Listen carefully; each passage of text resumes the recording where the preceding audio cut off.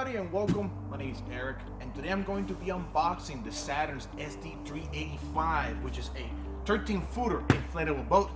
Now, compared to the other inflatable boats that you may see on the boats2go.com or Saturn website, this one's a little more heftier, has more heft, a little more bulkier. We'll go over those details. Now, I'm already taking the boat out of the box for the convenience of it. I want to show you guys what the contents inside the box are, which they are the hand pump. Now, I myself be using my electrical pump for the demonstration, but it does come with a hand pump. Now, if you're like me who uses this boat in and out, inflating and deflating, and you don't have in the trailer, I highly recommend an electrical pump. It makes life a lot easier. So, we have here the aluminum seats. Put that on the side. We have the bag of oars. Show you how those go in. We have the carry bag. I rarely used it personally on my own personal boat, but it does come with this handy. We have the repair kit. Although for all the years that I've owned Saturn boats, I've never actually truly needed it for any emergencies. It's a tough material. And lastly, the inflatable floor. So here it is. So I'm gonna go ahead and put everything together, show you guys what it looks like. Okay, let's start unrolling this one. There we go. Yeah, this is the big one. Big wrap. Let me show you guys what it looks like uninflated. Here it is. It is nice. I like the color, the black, the red. It gives it a nice accent. Anyway, let me go ahead and get started inflating it. Now, for inflation, you have several chambers here. You got the keel. You got one chamber here, one chamber here, one chamber in the back. Then you have the inflatable floor. For the main bladders, you're looking at 25 kPa or 3.6 psi. The keel, you're looking at 40 kPa, roughly give or take 4.6 psi. Then you have the inflatable floor. That one is actually a 70 kPa or 10 psi because it needs a lot of pressure. It's really stiff.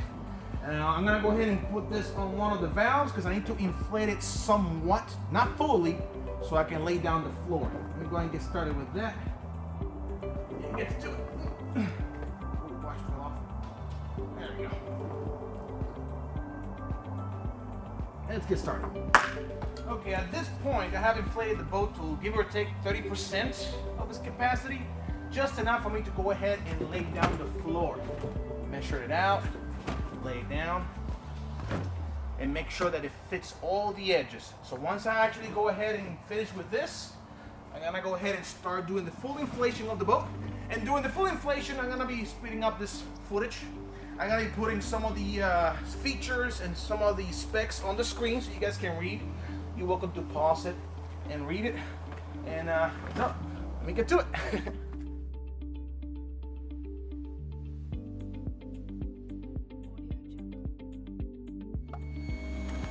During inflation, you can go ahead and start laying down the seats with the hooks, like so. So by the time it inflates, it's all in place. Just make sure the hooks are under the belt.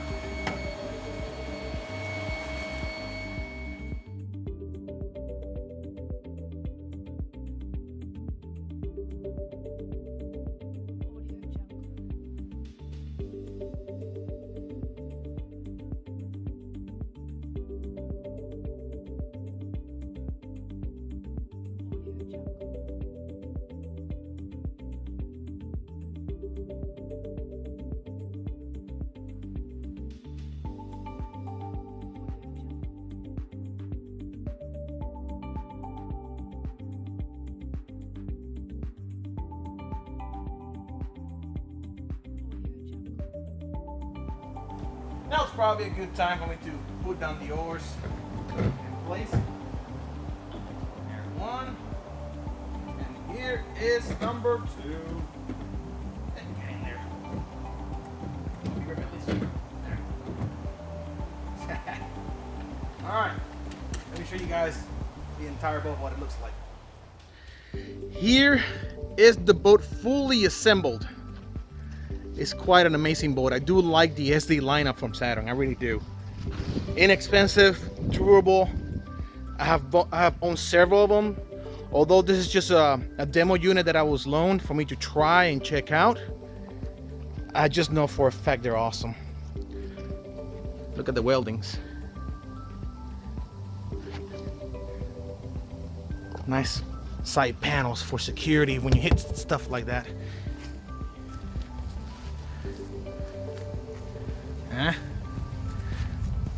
Very solid floor, really hard.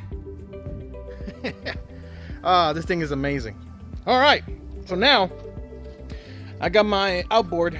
I'm gonna put it on so you guys can see what it looks like with an outboard. It's only a 6 horsepower, although for this one you could get into playing with a 6 horsepower with a special prop, but I highly recommend either at the very least a 10 horsepower like a 9.9 or 15 or higher.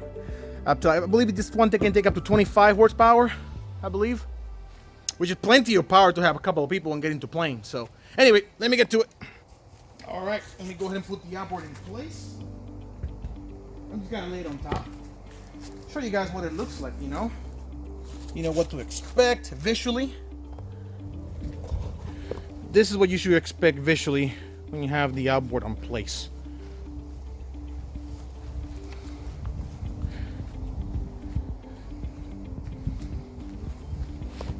There's one more thing I want to show you guys. The SD lineup usually have these railings on the side, all around. You see these little rubber parts? They actually do help keeping the water out. When you're fighting swells on the water and a splash is coming through, it keeps some of it, and it does help. It really does. All right, so now what I'm going to do, some of the other features, extra features that these boats do come with, is the bottom, extra protection. I'm gonna flip it upside down and let you guys see it. Okay, I had to take a different angle because this thing is quite massive to put against the wall. I figure instead of putting it upside down and lay it against the wall of my house, it reaches the roof. This thing is quite big. So, some of the extra features this one comes with. You guys see this black lining? That is extra protection for tear and wear, which is amazing. It'll take one hell of a beating. And I mean, the regular one that I personally own, which is a BB290, it has the regular lining. It takes a beating. Imagine with this. What a great little boat. Yep. So guys, this is the unboxing of the SD385. I'll be honest, I'm kind of biased, with these boats because I do like them. Inexpensive, durable, tough. I mean, I've had so much fun with the ones that I've owned. So guys, thank you guys so much for watching. Hope you found this video informative, and I'll see you guys on the next video. Later.